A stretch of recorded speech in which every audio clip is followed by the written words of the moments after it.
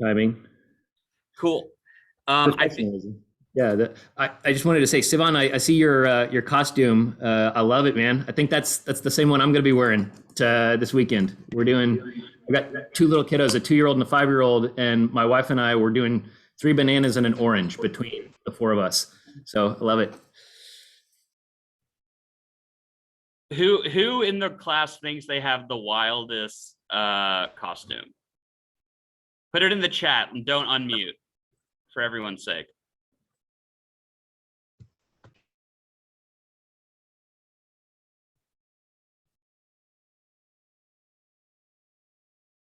I love the nudist on strike. That's a good one. Yeah, you guys are real. Yeah, I'm all about it. I'm all about expressing yourself.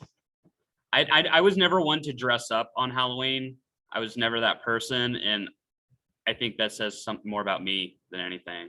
Like, what's wrong with me? I don't know. I would like go around on my like roller skates. Like that was the thing. I went as a hockey player because I played hockey as a kid, so that was like the cop out for me. But maybe I'm just not very creative. I think that's what it is. There's a real social element to it as well. I had to give up a lot more crazy costume ideas and went with like army guy. So that yeah, I applaud everybody who's got crazier costumes today, and those of you who may not. I get it. I'm right there with you too. Yeah.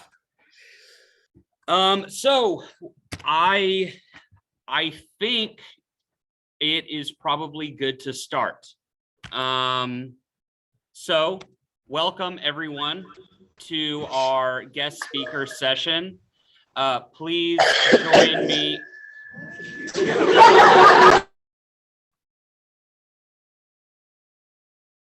Let's get those mics muted, folks. Okay.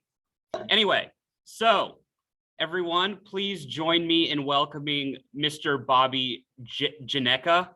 Commissioner Bobby Janecka is a governor-appointed Lone Star leader serving on the 3-member board that oversees the Texas Commission on Environmental Quality, which is an agency that works across the state to protect public health and natural resources while fostering sustainable economic development. Commissioner Janecka is also an alumnus from UT Dallas with a BA in Historical Studies and a Master's in International Affairs and National Security from A&M University. Commissioner Janecka is also an alumnus of the UT System Bill Archer Fellowship Program, where he worked and studied in Washington, D.C. So, welcome, Mr. Janecka, and thank you so much for sharing all of your wisdom with us. Today, as y'all may know, we're going to be talking about professionalism. And I think this is a topic that everyone at any stage of their life at all times needs to be aware of. It needs to pay attention to. So today, folks, I hope that we can broaden your understanding as to what professionalism is and why you should bother to be professional. So if you don't mind, that's kind of how I would like to start it, Bobby. So what does professionalism look like? Is it tucking in your shirt, or is it something more comprehensive, I appreciate the topic, and I think professionalism really is something that you need to keep at the back of your mind all the time. And I think that I want to recognize a little bit that professionalism is kind of a reflection of what everybody who gets a vote collectively gets to make the say about. Usually we all err on the conservative side of what professionalism used to be, but it's changing. And that's something that I saw in an article yesterday. It was warning people about a scam that seems to be making its way around in the new economy and environment we all find ourselves in, where you'll get a job offer and an interview with 2 people over the phone, over a Skype interview, and then they say, congratulations, you're hired. We're going to pay you to outfit your home office and all these things. And it's a scam. The people are fake. The furniture you have to buy from their vendor is not a real getup at all. And so the journalist warning people in this article said, be on your guard, look out for the interview, look out to see if it's a professional kind of an interview. And they warned, they said, although I have to say, over the last year and a half, I've noticed the typical corporate polish start to lose its luster, start to fade. And that was an interesting point, that the corporate polish, that speaks to the origins of professionalism and why I think most of y'all hear professional and think, why do I care? It's going to pass one ear out the other because you're not in a corporate environment. But professionalism is bigger than that. And it's really just knowing and trying to be where your audience would want you to be. And that might be tucking in your shirt if you're going into a job interview or going into interact with a business, rather than leaving your shirt untucked because you might think the business would look at you like a kid that they don't take seriously. But tucking in your shirt might make you a little bit older. Professionalism literally to me is just thinking about how the other side of any equation is going to be perceiving you, and trying to where you can, where it's authentic, where it's not blatantly fake and you're trying to do something you're not, you're meeting that other side closer to where they are.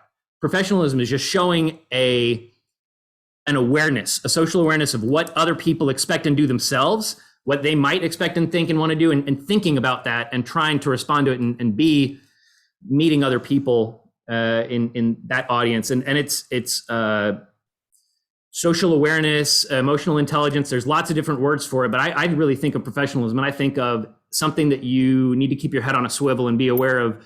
Over the course of my career, I've become less and less effective because I'm overly a professional when I'm writing communications to some of my colleagues or coworkers who aren't used to how I've always learned how to text with long formal sentences and punctuation and everything. I had to be kind of gently told, like, hey man, a lot of the people who work for you are just kind of weirded out by your overly formal communications over text messages. Why did you put that? Why were you so mad? I'm like, wait, I wasn't. And so I slowly but surely had to kind of be taught that people don't text like that anymore, Bobby. You need to be a little more aware of how, and that to me is professionalism as much as anything.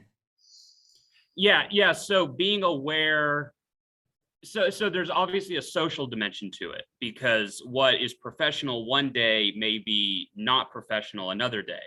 100%. So this was something that occurred to me this morning. Maybe I could bounce this off you and tell me what you think. Could professionalism be something to the effect of like taking yourself and the job you're doing seriously, and therefore, depending on what's needed in the situation, if you're taking it seriously, you will end up acting professionally because you will do what you need to in that situation? I think that's a great way to put it. And yeah, cuts right to the quick of it. If you are really thinking through how do I need to be showing up to do this job right here, typically that's going to cover 90% of the how do I be professional, or where can I bring professionalism into this. And I think that's exactly the point. Professionalism isn't always the same thing in every circumstance, in every situation. If I were to wear a suit out on a field assignment where I'm trying to tour a site, as I am today, I actually happen to be down in Bay City, and we are at the Joint Information Center for South Texas project, the nuclear plant. They graciously gave me this little spot with their Wi-Fi. If I were wearing a suit and trying to crawl around some dirt piles, it would look pretty darn silly in the eyes of the regulated entity watching me come out, and it would look not professional at all to be overdressed for that circumstance. That's a great way to put it. Yeah, it would look like you'd never done that job before. You know, you just got out of a taxi or something. Yeah, exactly right. Yeah, so horses for courses, I guess that could be the first takeaway. That does get to emotional intelligence, folks. Know what environment you're in. And you know what? Let's keep going with that, because everything is kind of online today.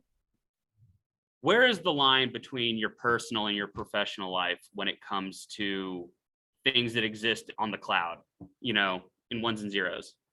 I have always been terrified about creating any kind of a paper trail that could come back to haunt me. And that's something that has lived in the back of my mind. And I would encourage all of y'all to be mindful as well on anything on social media, on anything on any of your documents, especially with unfortunately, even private documents that you may think are fine and locked away and in the cloud. I don't think all of us are the level of celebrity where if our cloud account got leaked, everybody would immediately want to know what was in it. But that we've all seen that happen. And so always keep in the back of your mind, how does this thing that I'm writing right now look if it is repeated in the front page of the Fort Worth Star-Telegram, and my mom or dad or grandmother or grandfather are going to read about what I'm writing right now from a different perspective without any context at all. If I can't explain this, how's it going to look?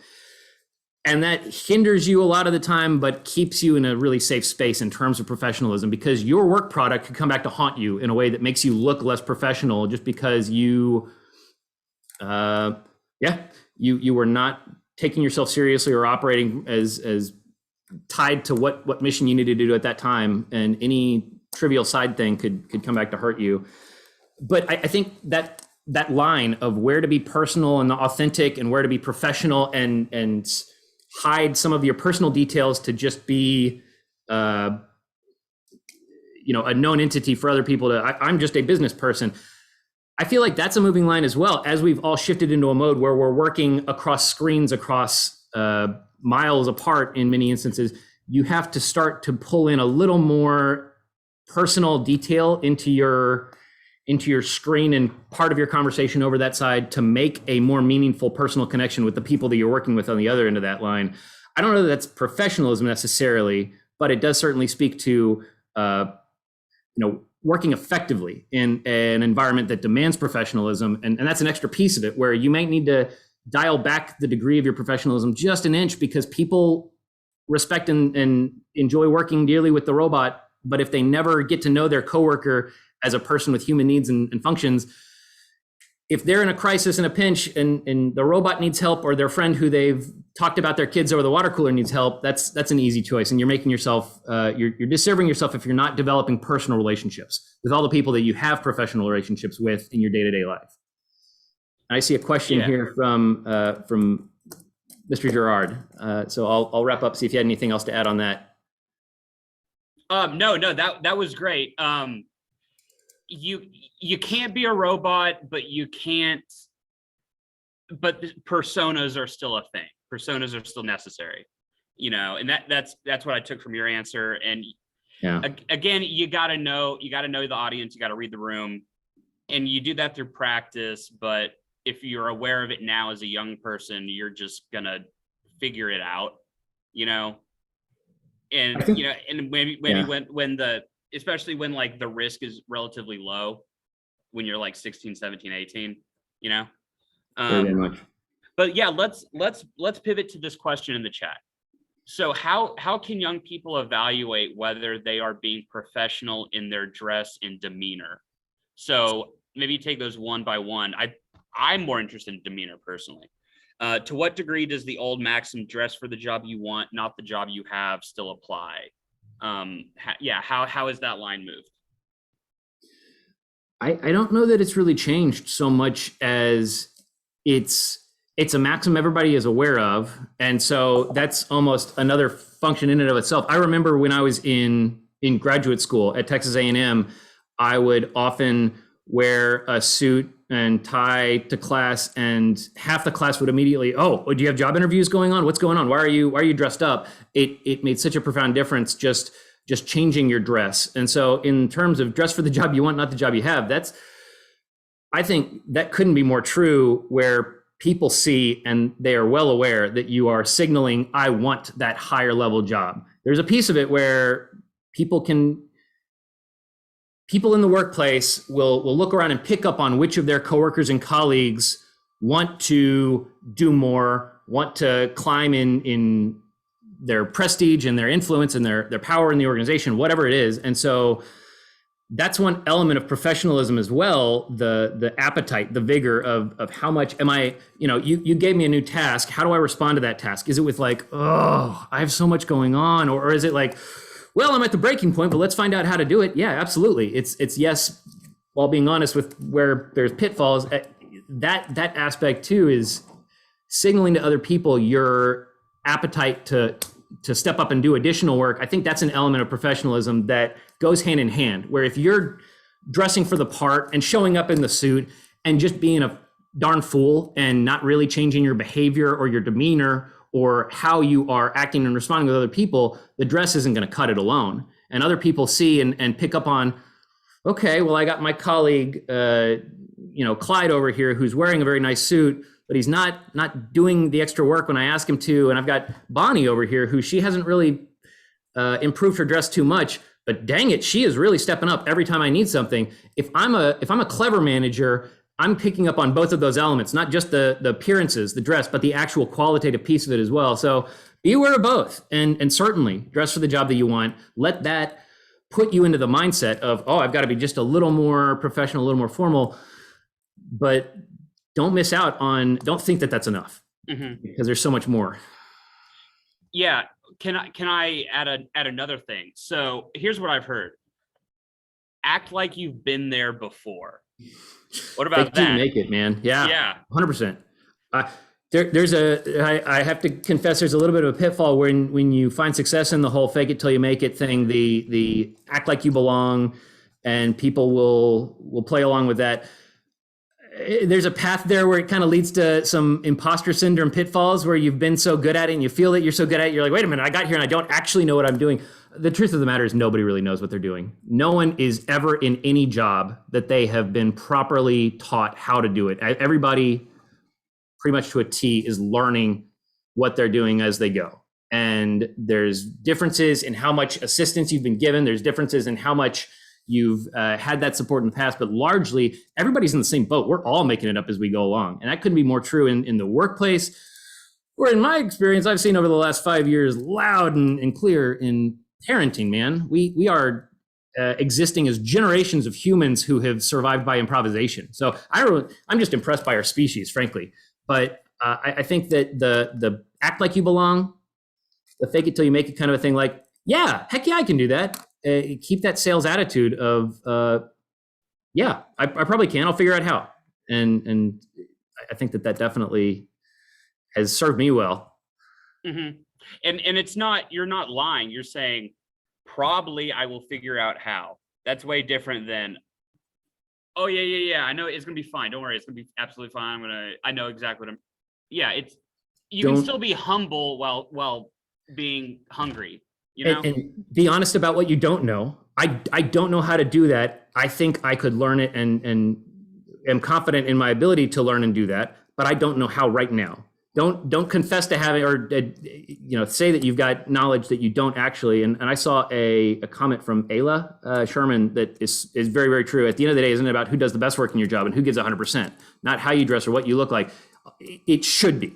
It really, really should be, Ayla. But unfortunately, I think appearances and impressions have a real stickiness to it, where people's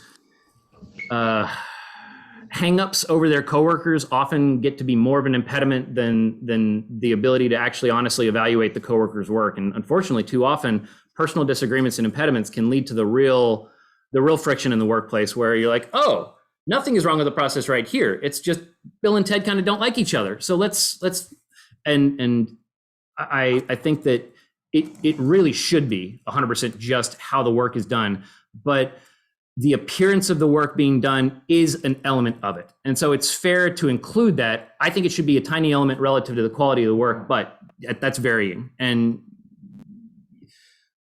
your boss gets to pick what that recipe is, and then them deciding what matters to them. And while I'm on that note, I will say everybody should be aware of the fact that you always have 3 bosses at all times. And you may not realize it, but it's the boss you last had. I don't think they ever really stop being your boss. If somebody you worked for asks you to do something that pulls a trigger in a unique way, the boss you have today, but then there's the boss that you have tomorrow. And one element of professionalism, frankly, is doing the best to put your best foot forward for that third boss, the one that you're going to have tomorrow that you don't know yet today. You're going to be working for them tomorrow. I've had more people that I've interacted with professionally, and they ended up directly in my org chart above or below me in a surprising matter of fact. I am a perfect example of that. If our agency was drawn out in an org chart and there were letter levels for just the general hierarchy, I think I counted at one point 2.5 years ago. No.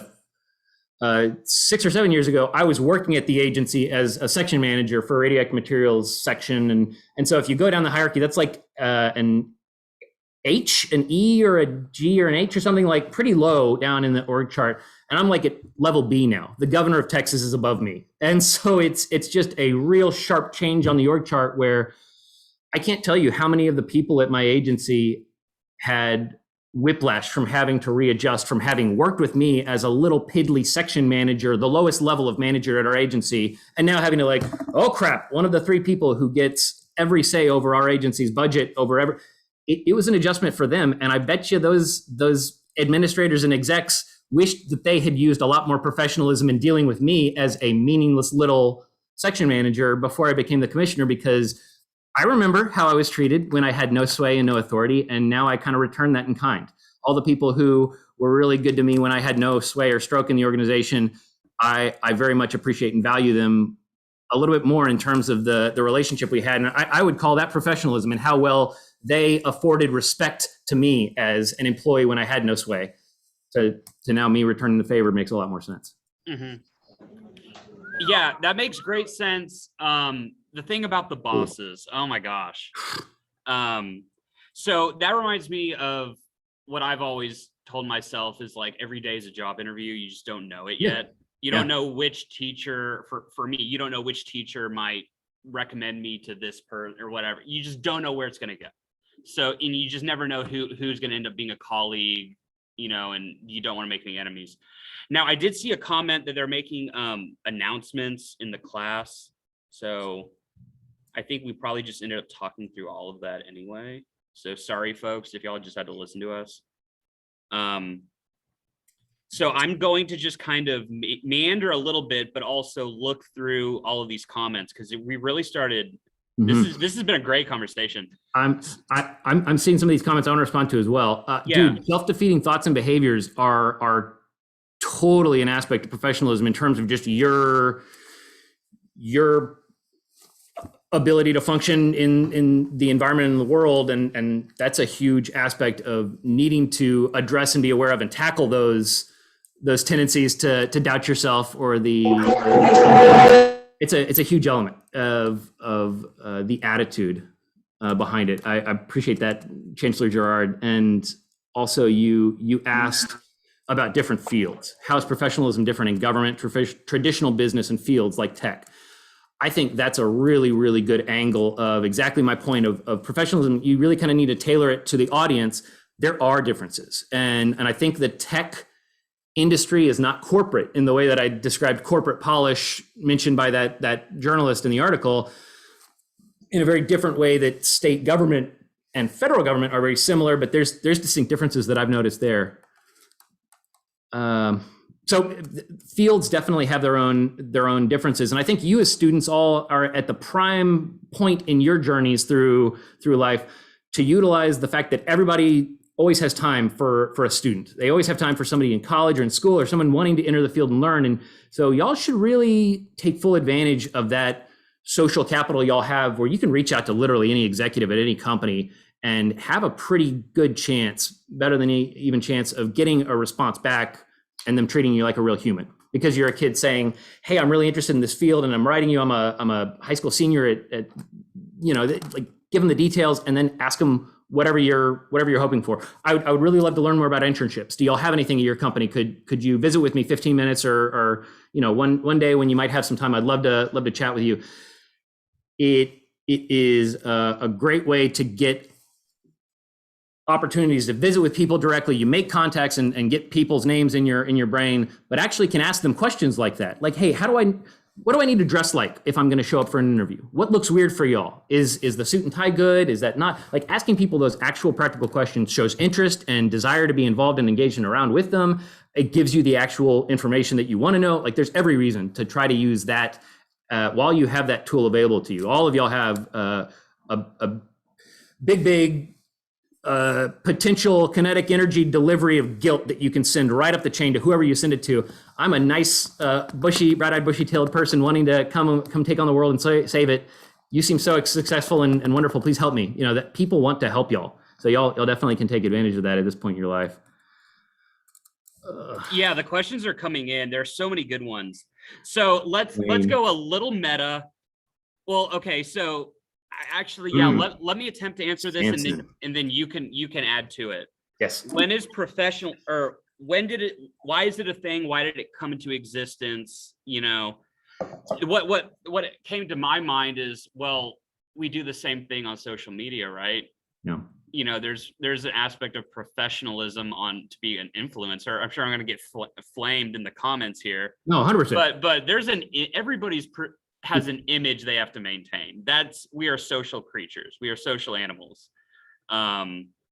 So it's not like those things disappear. It's not like human interactions disappear when you enter the workplace. If anything, they just get amplified. Something like that, maybe? I think so. And I think professionalism really comes from, at the heart of it, it's we represent something else. We represent the organization more often than not.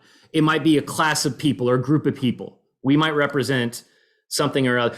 Many of y'all may have found from your colleagues or friends or family in some of your areas of identity, your aspects of identity, where you may find yourself the minority relative to everybody else. Someone else in that identity group may be like, hey, quit doing whatever because you're making us look bad. That's professionalism. That's it. We say it's stupid. We think it's silly in a business context, but that's it. That is professionalism. You're making us look bad. At the end of the day, and I think that, yeah, enough said.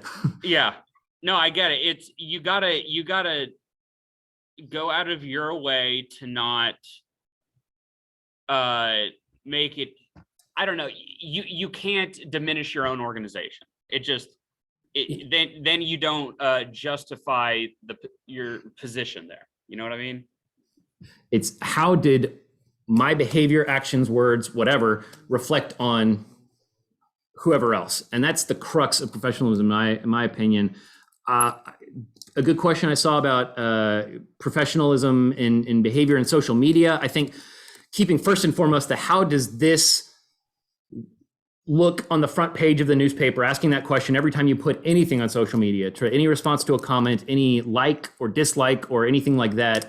Could it be misconstrued? Could it be taken out of context? Unfortunately, that's the biggest question on my mind when I'm thinking about how to be professional on social media. But secondarily is how to use it proactively and effectively, but not overuse it, where I think people quickly see that it gets discarded. And so a good example of that is my colleague who has used LinkedIn to really good effect. And I was on LinkedIn years and years and years ago and kind of used it as just I'll put my resume up there and leave it, and people can find me there. And I think some of my coworker and some of the other colleagues that I'm actually going to be on the tour with here at SCP, they use LinkedIn kind of as a good sharing professional articles and things that they would maybe want to share and be like, hey guys, that I think this is an interesting article about sports that I'll put on my Facebook page to connect with my friends. LinkedIn is a business analog for that, a professional analog for that. People I know through my work connections. Here's an article about how to dress at work. Haha, I think this is silly. We don't do it this way. And it's a different context, a different lens. I think LinkedIn is a good one. Anything that tailors itself to professionalism. But frankly, read the room. What industry are you trying to break into, and what networks or apps or platforms did they use? If you're wanting to go a politics route and work for political parties or social activists on one side of those movements or the other, I think there's very sharp differences in whether you're trying to be active on one social media network versus another social media network. We can all appreciate now how there's kind of a red and blue quality to some of these things. And that's an element that I think has crept into all of this, where we have to be mindful of how much we are willing to signal our political views publicly. And yeah, I will return back to one question I saw breeze past, and it was about keeping your relationships and with coworkers professional and separating it from work, versus another comment just a little earlier than that. When can you tell you have a professional bond with coworkers and people above your position? Like those go right to the matter of it. I agree. You need to keep work and life separate, and your personal and professional, but not always, because if you're not, like I said earlier about people connecting with their colleagues who are robots versus people who are more humans, if you are not, if you've entirely put up that wall and you don't show anything about yourself personally with other coworkers, they just can't get to know you and understand you and appreciate you as a human, as a colleague. You really miss out on the opportunities, the chances that you can find things in common, better ways to understand each other and communicate. But more to the point, I think professionalism is also trying to gauge when you can take your guard down and recognize the moments with someone where you can be like, hey, this is all kind of silly. We're wearing suits and it's really hot and sweaty outside and we look nice, but man, this kind of stinks. And it's saying the unprofessional things in the right captive moment, person to person, and doing it where it's like, hey, I'm not going to show this externally, but let's connect on this slightly unprofessional thought. You almost kind of have to show a little bit of yourself and show it's a risky tightrope to walk, but you have to show a little bit of, yeah, I'm comfortable rolling down my collar a little. And I, ironically, I've almost found you have to find a path to success by being professional, but not always, and knowing and being aware and perceptive of when you're forming that connection, you're in the relationship building part of your job at this moment with your coworker. Okay, let's dial down the professionalism just a little and try to connect a little more directly. Finding that common ground, the emotional ground, can be a really, really valuable way to do it, but it's dangerous. So I will just say, use your judgment and be aware that, or expect to make mistakes, because it's a return back to my earlier comment. We're all improvising. We're all making this up as we go along. And I think we're all kind of doing this together. And over the last year and a half, it has been turned really, really ragged in terms of our just ease of practice in social interactions. Yeah. If I can make one comment, it's like you have to show a tiny bit of vulnerability so they know that you're a human being. Vulnerability is a good way to put it. And it's like you got to give them just a little, because if your boss starts acting like a human being to you, that's how you know you're in. Right. If they start not acting like you could use anything they say against them, okay, wow, you've just created a relationship. That's somebody who will vouch for you for your next job. For sure. Yeah. That's how it works. It is. I'm seeing some really good comments about professionalism as well in terms of dress. I agree so very much with Benjamin Zimmerman's point about it doesn't matter about and Joseph Lewis, it was a good one. The cost and expense of the clothing is less important than the appearance to an outside observer that you have put thought into how you look. You can have old kind of beat up shoes, but if they're at least, cleaned and polished versus brand new shoes that have mud on them, that leaves a better impression in many people's minds, seeing that you're caring for your clothing yourself. And thrift store suits and dresses and things, finding a reasonable, getting someone to help tailor it in, tuck it in, make sure it fits is that last little bit. Make sure that it's not an ill-fitting or a poor-fitting suit. And unfortunately, that's a rock and a hard place, because if I don't have any money to get any suits at all, I'm going to go with whatever I can get. I remember a day when I had, 2 entry-level cheap suits in rotation, and that was my dress wardrobe. And so I would, hope I didn't spill coffee on myself during the week, because that would mean I would be out of suit and have to figure out something else while I was at the dry cleaners. It sucks. The costs, the implicit costs that professionalism puts onto employees going into the workforce is a kind of an infuriating. And it's like, well, I can't afford to spend money on a new wardrobe to be able to function in a job, to earn money to buy clothes. But it's one of those necessary evils in terms of it's the work clothes for that environment. And just as you would want a good pair of boots if you were going to be going out tromping and walking around and need to protect your feet, you need to be aware of what outward trappings you might need to have for your job. The tools of, work boots. I mean, that's perfect. You gotta know what's needed in the situation. Like whenever I do the trash, whenever I go volunteer for this trash pickup on Saturday, I'm not going to be dressed up to the nines. I'm going to be wearing closed-toed shoes, not flip-flops. Yeah, exactly. And I'll have my sunglasses and whatever. Definitely won't be tucking in my shirt that day, but that's fine. Okay, so if you don't mind, we've got 10 minutes left. Let's do something that maybe will be fun for the group, maybe not. Let's talk about how to send an email to someone, how to straddle that line, or basically to just know the situation and then know how to address the email accordingly. So if you don't mind, allow me to do a hypothetical. Pretend, I'll say I am reaching out to you because I'm trying to get a job. I'm kind of think that maybe I'll know what I'm doing because I majored in something similar. So this is just like some email. Tell me where it's good. Tell me where it's bad. Hi, Bobby. My name is Jacob Potu, and I'm emailing you to inquire as to whether or not there are any job opportunities available at TCEQ. I have a bachelor's and master's degree in political science and have lots of other experience. If this sounds interesting to you, let me know. Best, Jacob. I right out of the gate, if my name is, that tells me that you don't know me yet. And so you overdress rather than underdress, and you over familiarize your addresses. What I do, and I think is the more quote unquote professional, is add a little more to the dress. Hi, Mr. Janecka. Hi, if there's a job title. Hi, Director so-and-so. It does a lot to get you good graces rather than being potentially overly familiar. If you walked up to somebody randomly in business and said, hi Bobby, would they find that jarring or be kind of flattered by you paying the compliment of, I want to be as respectful as I can. And, the reaching out to people is really good. You really kind of want to do your homework to get most bang for your buck. So I would push back on the next thing you asked. Are there any job opportunities at TCQ?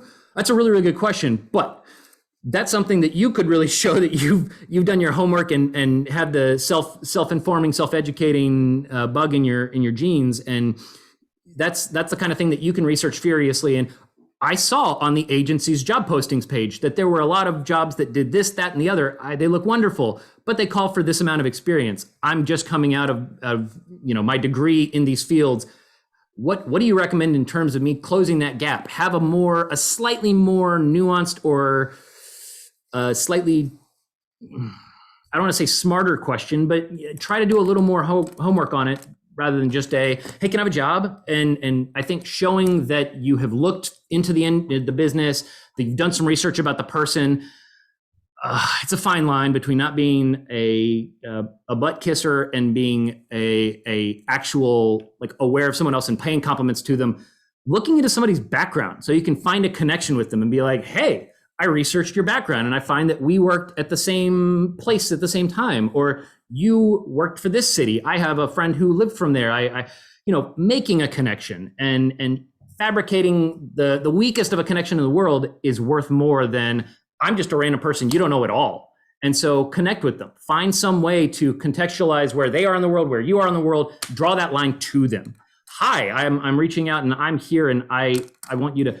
I think that really does help immediately pull up your value. And there's an element of professionalism there where it shows you've got to separate yourself from the wheat and the chaff in terms of this person that you're wanting to reach out to may hear from a dozen people like you. And so you definitely want to distinguish how your email indicates competence. And yeah. Oh, this is a fantastic question. And this is the question that all young people have to decide, myself included.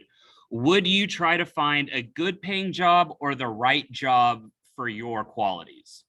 I think that's an entirely fair question that people need to make that decision time and time again in terms of what are you looking for in your job? Is pay the priority? Is quality of life or other material factors of the job the thing that you really care about more? But professionalism, coming back to it, I think professionalism is going to be that core component that regardless of if the job is a high money earning job, if it's we're saving the world and we're doing things where it's right in your skill set, I think the expectations and the norms are going to be a little bit different. Professionalism, corporate professionalism, I think comes from that we're profit seeking. We want everybody to think we are brilliant. We have all the answers right and we know everything. And part of that is the polish and you've got all the right answers and you look well put together. I think that is a natural result from any organization that's wanting to say, hey, I want to get $1 from somebody. I want them to be willing to give me some of their money for something. And that's the common ground of professionalism in a lot of the ways that we encounter it. it changes slightly. And going after the job that's the good fit for your skills, something you want to do that you really are excited about the prospect of doing it, rather than just the dollars and cents behind it. I think that suggests that there's going to be a slightly different idea of what professionalism is for that context. So I think you really need to be aware of that and try to shift to meet whatever that group is that you're going for. I personally was always more of the let's enjoy my job and make sure that I'm doing things that I love, rather than I'm earning the very most that I possibly could. But that's a question I think we all collectively have to wrestle with as a society, is how much of our job is us, and how much of our job is just the means to the ends for whatever us is, and it's just paying the bill for me to actually go out and do whatever it is exotic calligraphy hobbyist or something, your real passion in life. Ida, that's exactly the sentiment that I think many people are now coming to that conclusion, and that's part of the great migration in the workforce, that people are all getting freaked over of the jobs and workers don't match up right now, and that's turned the world upside down. So it's a it's a really important element to be aware of, but something that is just going to change over your lifetimes. So nothing I can tell y'all is going to be something that's gospel truth for the rest of your life either. And I saw a question about how do you get into the National Guard? I'm not exactly personally sure, but I think that there's a good pathway there. They will probably glom onto you if you're interested, is good news there. Oh yeah.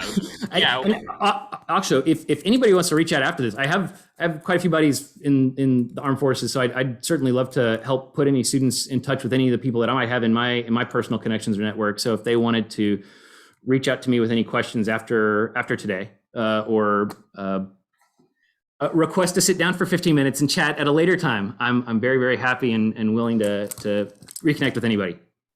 Yeah.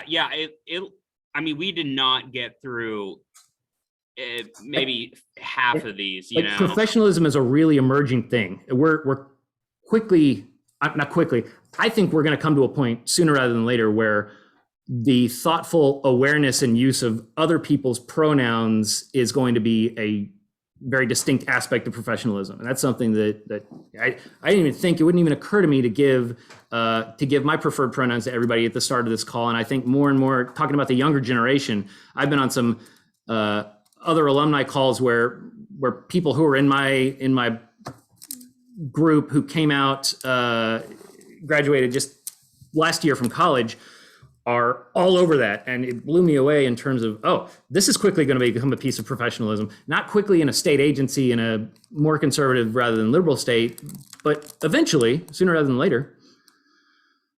Yeah. Things like that are definitely going to change.